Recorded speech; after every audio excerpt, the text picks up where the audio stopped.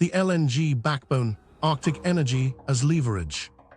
While ships wrestled with ice and insurers, one cargo turned the lane from experiment to leverage: liquefied natural gas. LNG doesn't care about hashtags, it cares about winter. When grids strain and boilers kick on, a single delayed cargo becomes a neighborhood gone cold. That urgency turned ice-class LNG carriers into strategic assets, not just steel. Here are the stakes. Europe's storage dips faster after a cold snap. Northeast Asia sees wind drop and gas-fired power fill the gap. Spot prices twitch at rumors. If a handful of Arctic cargoes arrive on time, volatility softens. If a convoy stalls behind a cape, futures jump by breakfast. The route's reliability isn't theory, it's the thermostat. Now the action. Russia bet big on northern LNG. Trains at Yamal ramped. A second wave at Arctic LNG 2 followed, and ice-class carriers, Arc-7 hulls with winterized guts, became the backbone. These ships aren't just tankers, they're mobile leverage. They push through shoulder months behind escorts, lock in long-term offtake, and in a pinch, swing between Europe and Asia faster than southern routes can promise, if the window holds. Charterers built calendars around that.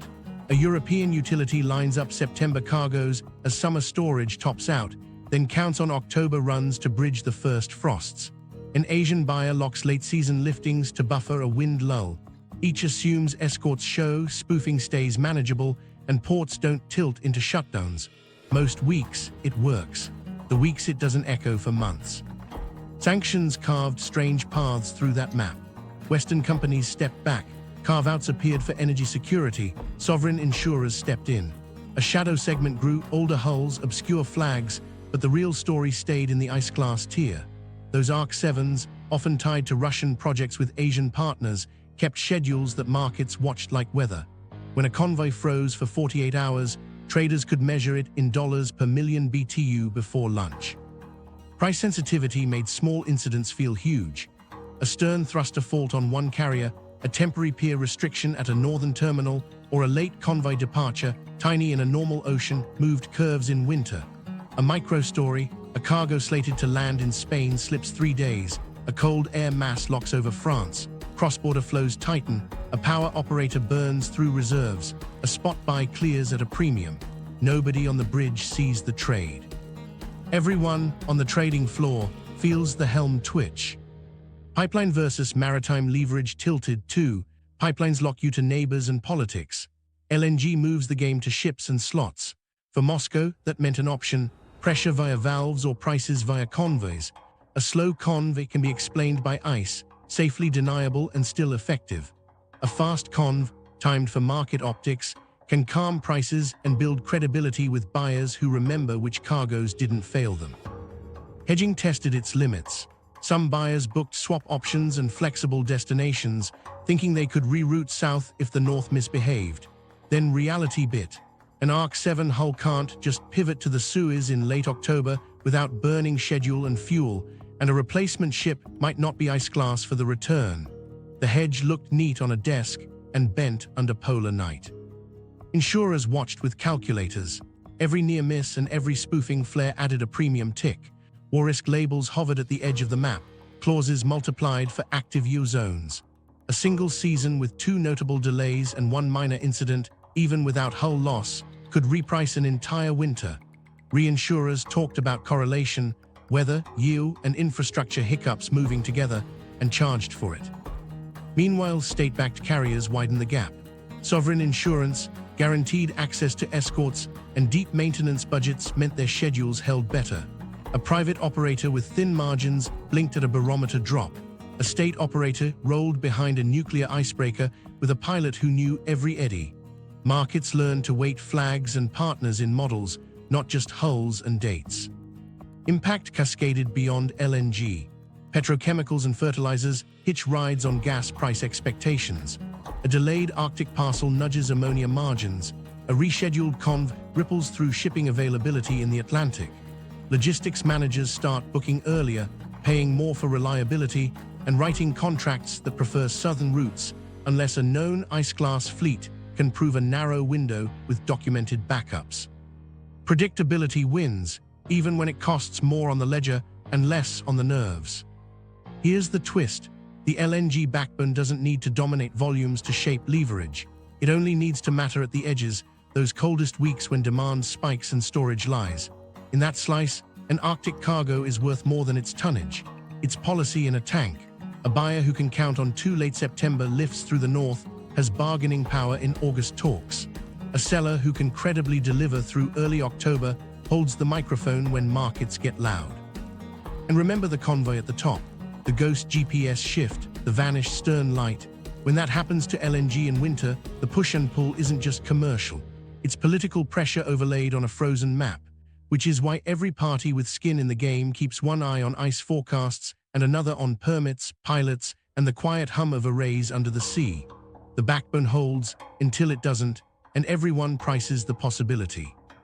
Case study, a conv, a spoof, a stall. They launched at dusk to beat a pressure ridge forecast. 4 ships tucked behind a nuclear icebreaker, 2 Arc 7 LNG carriers, a multipurpose freighter with turbine housings, and a smaller product tanker added late when a slot opened. The stakes were stacked. 1 LNG cargo was hedged into a city's peak demand week.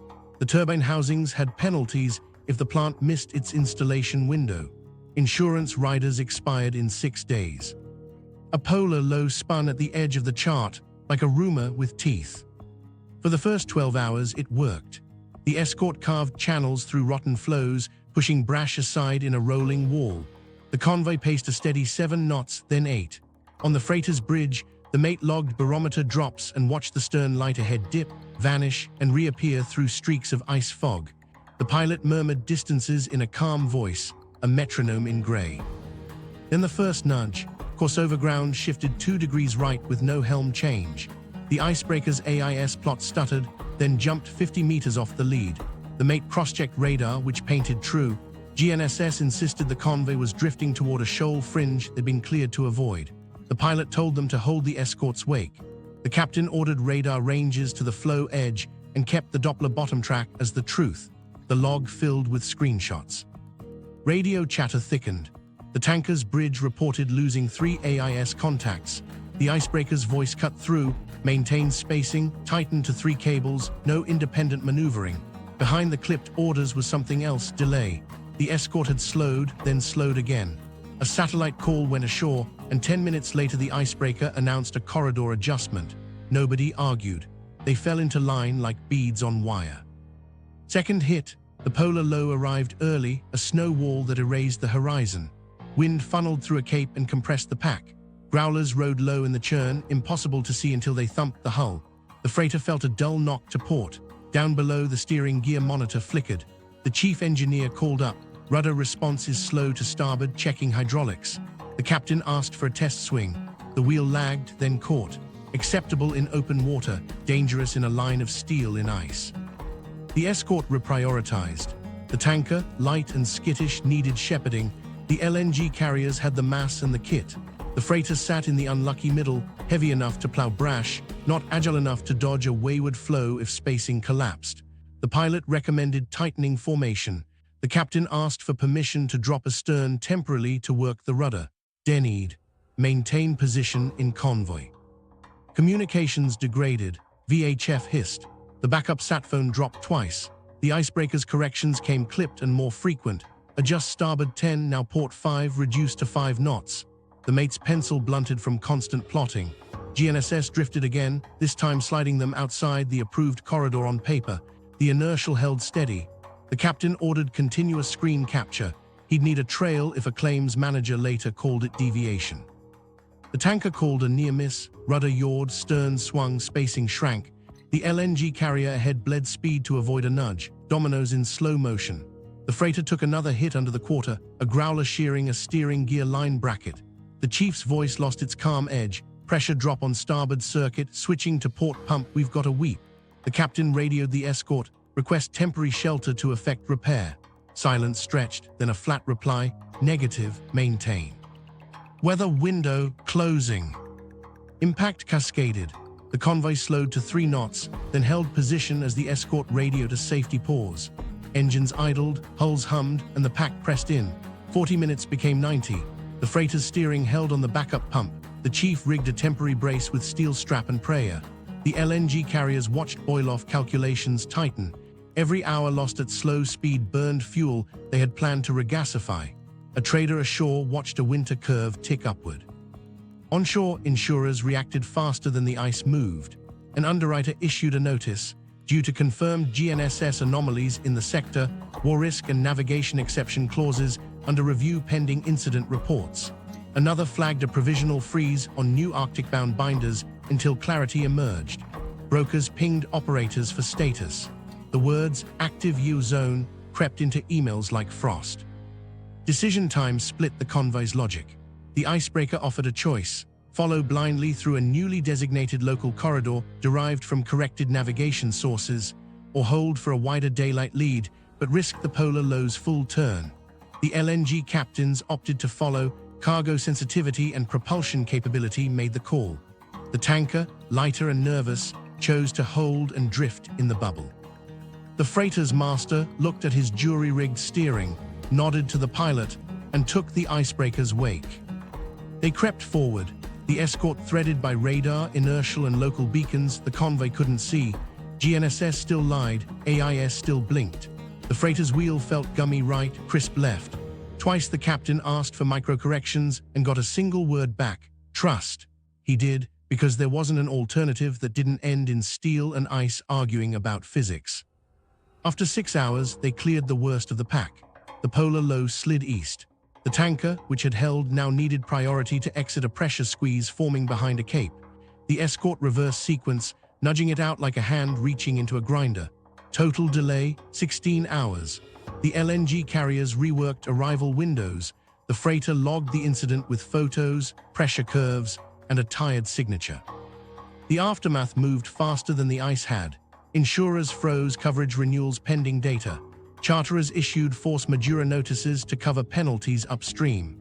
Futures flickered. A brief spike calmed when word leaked that cargoes were moving again. Regulators exchanged notes on spoofing, corridors, and whether corrected sources satisfied safety. No one accused, everyone implied. Here's the quiet lesson. The convoy didn't crash, nobody died. The system worked the way it was built to, under someone else's navigation, under weather that didn't read forecasts, under insurance that blinked the moment signals bent. Reliability didn't fail spectacularly. It failed by degrees, long enough to move prices, rewrite clauses, and teach captains which voice matters when the horizon disappears. The false boom, shipping dreams versus hard limits. By the time the convoy cleared and the paperwork caught up, a different story was forming onshore: charts with up arrows, presentations with glossy renders, and a phrase that wouldn't die: the new Panama. It sounded inevitable. Then the numbers sobered up. Here are the stakes. Investors want scale, ports want throughput, politicians want ribbon cuttings that mean jobs and leverage. But the lane doesn't behave like a canal with locks and schedules. It's a seasonal artery with fragile muscle. If capacity plateaus below the hype, the market's patience runs out first. Now the action. Throughput rose in good summers, peaked in September, and then hit a ceiling. Convoys stack, escort availability pins the pace, the shoulder months refuse to stretch cleanly. Even in fair years, seasonal caps hold like guardrails. Shaving days in August doesn't mean doubling volume in October. The lane stays narrow when stories say it's wide. Fleet reality bites next. Ice class hulls aren't plentiful. Building them takes time, specialized steel and shipyards that can winterize systems and integrate navigation suites for contested signals. Order books balloon, backlogs stretch, delivery dates slide right. Meanwhile, qualified crews are finite. Polar code training isn't a one-week seminar. The result is a slow ramp that can't meet the curves in pitch decks. Insurance capital reads the room. Reinsurers, spooked by correlated risks, ice, yield, permafrost, sanctions, price exposure as a cluster, not a discount. War risk labels hover, exclusions carve out specific zones in language sharp enough to cut a claim in half. Some funds step back entirely, deciding that Arctic tail risk eats too much of their model. Capital flight is quiet. It shows up as higher rates and fewer underwriters willing to sign. Investors start asking the question the route hates: can it scale? The answer is a maybe with caveats. Seasonal throughput caps don't bend just because a press release says they will. dual-use control and choreography keep a hand on the throttle. A graph that wanted a curve gets a staircase. Environmental and social limits add friction. Indigenous communities insist on consultation windows that respect seasons, migration, and subsistence. Courts listen. Environmental rulings clip projects that assumed permits would glide. Each is a rightful constraint. Together, they extend timelines in a place where timelines already stretch thin. Here's a micro-story. A fund manager sits through a deck that promises doubling transits in 3 years. He flips to the appendix and finds the choke point, escort hours. A footnote notes subject to ice conditions, pilot availability, and corridor adjustments. He looks up, asks about reinsurance commitments for shoulder months. The presenter glances at a colleague and says, "In discussions." The meeting ends on a handshake. The allocation never happens. The narrative cracks. The new Panama metaphor doesn't fit water that freezes and thaws on its own schedule, governed by permits you don't write and escorts you don't command. This isn't a constant toll road. It's a niche corridor with high fixed costs and narrow windows. That niche can be profitable for those who own the inputs, icebreakers, pilots, sovereign insurance, but it's not mass transit for global trade. Meanwhile, second-order effects pile up. A year with 2 shoulder-month hiccups pushes shippers back south for the following year, even if the ice looks kinder. Container lines, allergic to variance, stop pitching Arctic loops to customers who value predictability over distance. Bulk and energy, more flexible, keep probing, but only with the best hulls and the deepest pockets. The mid-size carriers chasing thin margins quietly leaves. Pricing reveals the truth. Charter rates spike for a handful of ice-class hulls, then stall when insurance nudges premiums out of profit range.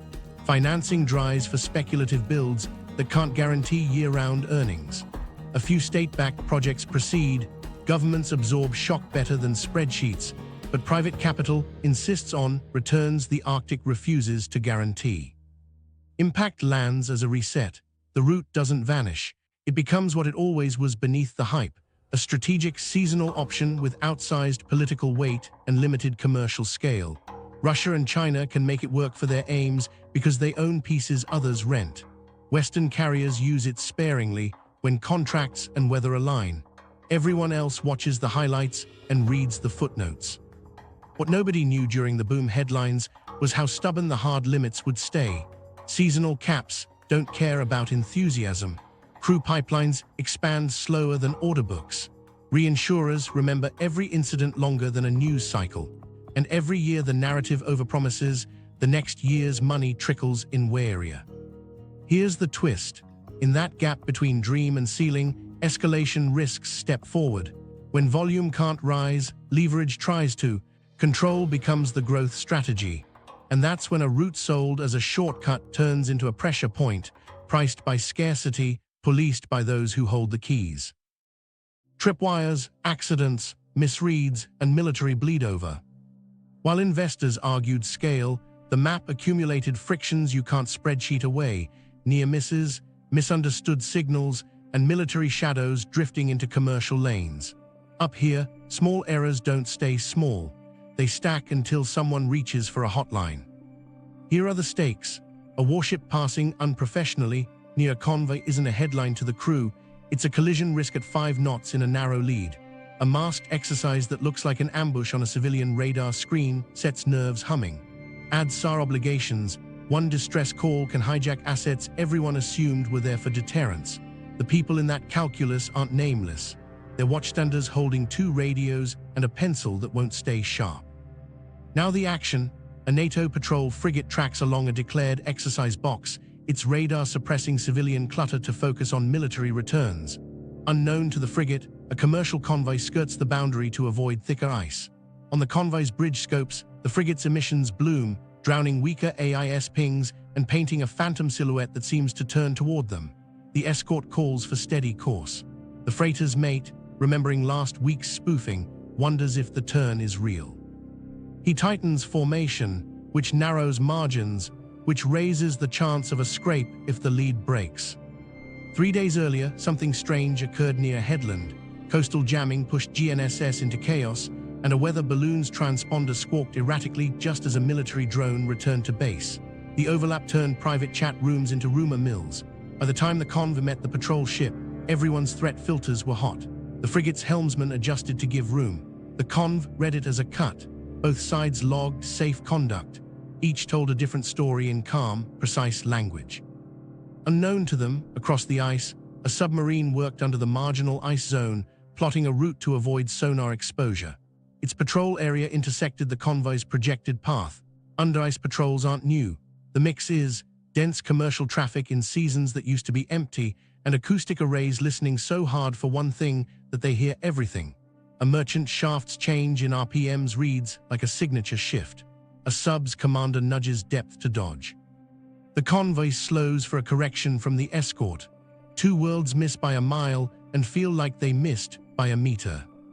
Then there's Sa, a fishing boat working a Polinia radios a mayday engine failure, icing one crewman hypothermic. The nearest capable helo sits on a military deck prepped for an exercise. The call diverts it. The exercise pauses. A press office drafts a line about humanitarian duty. On the convoy, captains pinch time to keep spacing while the escort holds a steady speed that balances ice safety with Sa rendezvous. The tanker's master grinds teeth. Every minute is boil-off. Nobody objects on record. Everyone calculates privately. Misattribution is the riskiest accelerant. A burst of spoofing hits a sector where a military radar test is scheduled. A merchant ship scrapes a buoy and claims corrupted navigation. A coastal authority points to compliance failures. A defense ministry denies interference. The insurance file calls it U-adjacent. In the aftermath, diplomats trade notes about concerning patterns. The pattern is noise layered on intention, and the truth is hard to prove at sea. Here's a micro story. A Russian ice pilot on a commercial bridge hears a coded call on a military channel he's not supposed to know. He glances at the captain and says, "We hold here." The captain, who can't hear the second net, asks why. "Ice condition," the pilot says. 10 minutes later, a formation of aircraft crosses the route line at altitude. No conflict, no drama, just a reminder. The corridor is threaded through a training calendar you'll never see. Crisis ladders in the Arctic don't look like skirmishes. They look like paperwork turning sharp. A hull breach from a growler strike demands an inspection at a dual-use port. The port queues the convoy behind a military resupply. The captain protests. The permit says wait. While they wait, a politician calls it deliberate harassment. A foreign ministry calls it standard safety. The convoy's delay becomes a diplomatic note. Each side can point to a clause. Neither can point to the iceberg you can't photograph. Deterrence without escalation shows it seems here. A warship escorts a cable repair barge through a high-jam sector. A coastal radar tracks both and runs a test pattern that looks like targeting in commercial logs. The barge's master files an incident report with words chosen by an attorney. The Navy releases a bland statement. The cable work finishes late. A senator asks if this is gray zone coercion. The admiral answers, "We ensured safety of navigation." Both are true in their lanes. Impact lands like this. Convoy planners build in buffers for military coordination, which means lost days that don't show up in shipping ads. Insurers write clauses around active yield and adjacent exercise areas, pushing rates up when calendars crowd. Captains get more conservative when transiting near declared zones, which bunches traffic and creates its own hazard. On the worst days, one bad read becomes a standoff, halting movement until a phone call between capitals clears the air. Here's the twist. Accidents and misreads don't need ill will to cause real leverage. A masked exercise that looks wrong on a jittery scope, a SAR divert that empties a deck at the wrong hour, a spoofing burst that overlaps with a test, they all move steel, prices, and politics. In this theater, caution is a strategy and a trap. You slow down to stay safe. You slow down into someone's plan. The insurance spiral, when risk becomes uninsurable. By the time the tripwires stacked, the spreadsheets at insurers started doing what nerves on bridges already had, tightening.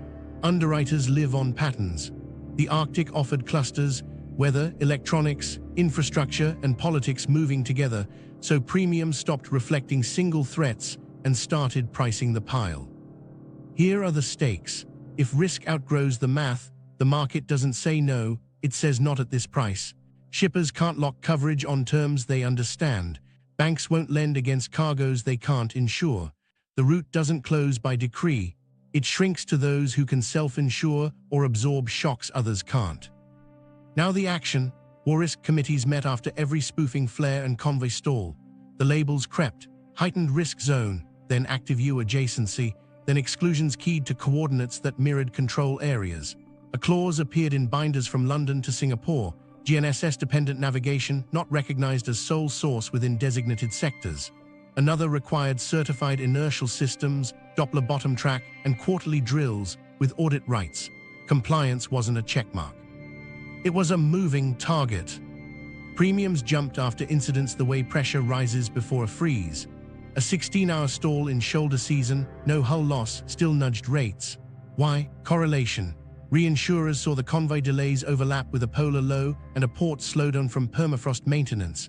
3 risks, 1 week, 1 sector. They priced the stack, not the story. Primary underwriters followed because capital that backstops their risk told them to. Lenders read those signals and pulled threads. Loan covenants added language requiring named underwriters and policy terms until the end of the season, not just at departure. Any mid-season policy freeze could trip defaults.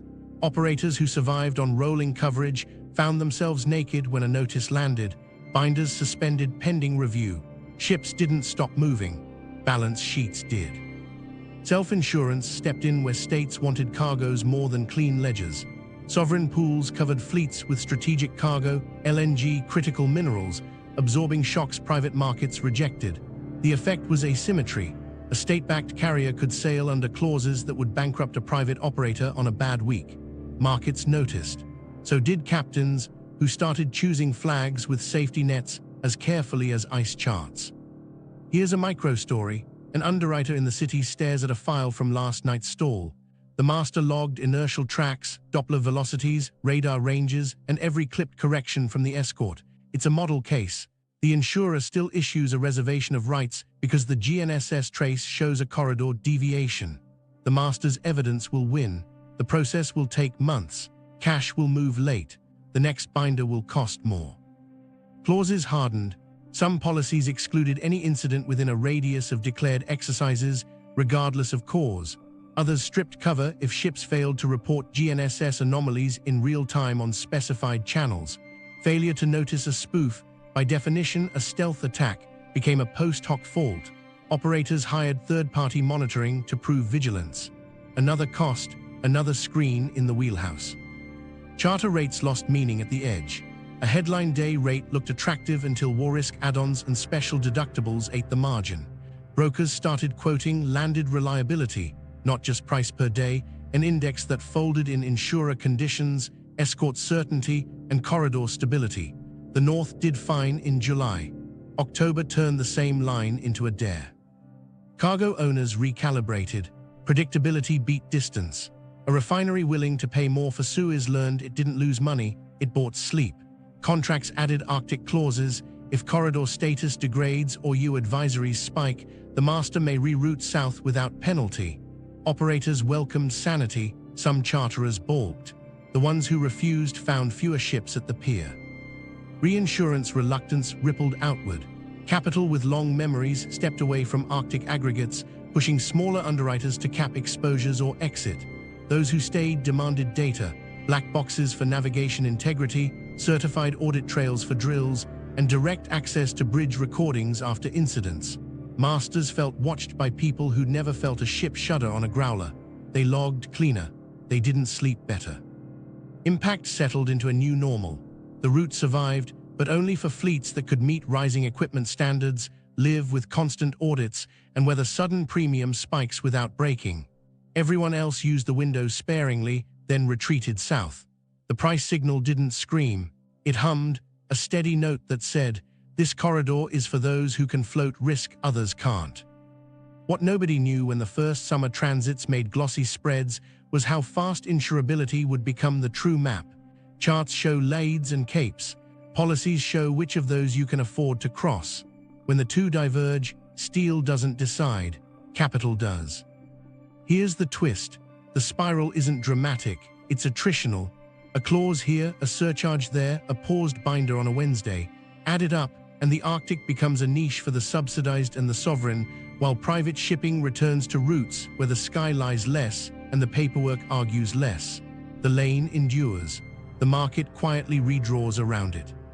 The new map: supply chains, climate, and power. By the time insurers tightened and convoys learned to trust corrected corridors, the map that mattered wasn't nautical, it was logistical. Boards stopped asking, "How fast is the Arctic?" and started asking, "How often does it fail?" Resilience beat distance. Predictability beat romance. Here are the stakes. Global supply chains run on cadence, ports, railheads, factories, and grids tuned to reliable timing. A route that saves days but burns confidence costs more than it claims to save. Climate volatility and political control turned the NSR from shortcut to specialty. That shifted money. Now the action: shippers rewired routing logic. For time-sensitive cargo, southern lanes regained priority. Contracts priced reliability bands, not just miles. For bulk and energy, the Arctic stayed on the menu, but only with ice-class fleets and sovereign backing. Everyone else built redundancy, dual-sourcing components, pre-positioning inventories closer to consumer basins, and buying slack into schedules that used to be lean. Canals and rail woke up as hedges. Panama expanded traffic management for surge weeks. Suez partners rolled out convoy smoothing that cut queue variance. Across Eurasia, rail corridors got quiet reinvestment, bridge reinforcements, yard digitization, cold weather kits, so winter didn't erase trains. SC hybrids grew in the seams, containers straight from ship to short-haul freighters for high-value parts, a premium route that paid for calm. Meanwhile, the climate ledger flipped the pitch. Arctic operations stacked emissions, icebreakers, idling convoys, emergency lifts, detours around thaw-damaged piers.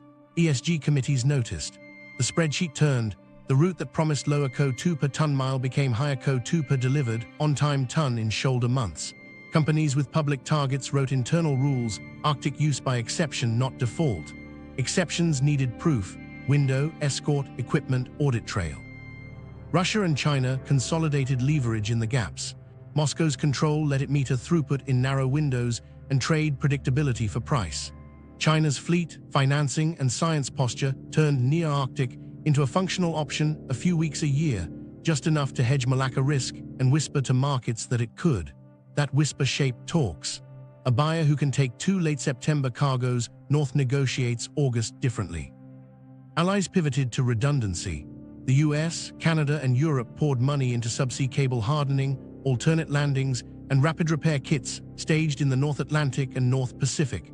Fuel depots and SAR nodes moved like chess pieces, closer to where storms forced diversions, not where maps looked tidy. Bureaucrats who once chased efficiency now defended slack. Arrive always, outranked, arrive early. Governance strained as reality outran treaties. Arctic Council forums kept talking stewardship, while national laws redrew baselines and internal waters claims. UNCLOS arguments thickened. The operational answer stayed the same.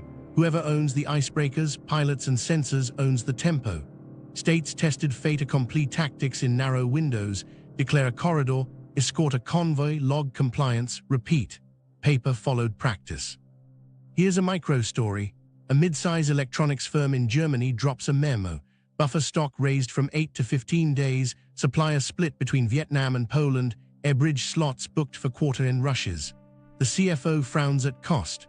The COO points to last winter's Arctic wobble and a graph that correlates late cargo to lost sales. Approvals follow.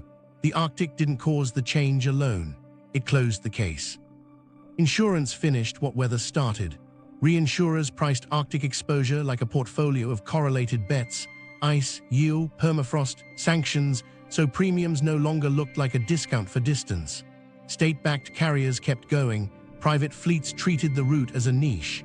The market redrew itself without ceremony, the North as lever, the South as backbone. The $50 trillion headline found its real meaning. It wasn't just trade along a frozen coast.